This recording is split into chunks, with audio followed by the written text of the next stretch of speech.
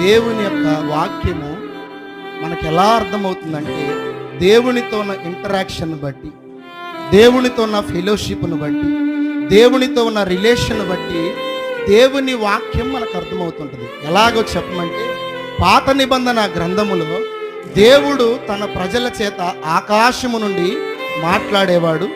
తర్వాత దేవుడు సినాయి పర్వతం మీదకి వచ్చి వారితో మాట్లాడేవారు. ఇంకాస్త ప్రజలు దేవుని మీద నమ్మకాన్ని పెంచుకుంటుంటే వారి మధ్యలోనికి దిగి వచ్చి దేవుడు వాక్యాన్ని పంచుకున్నాడు.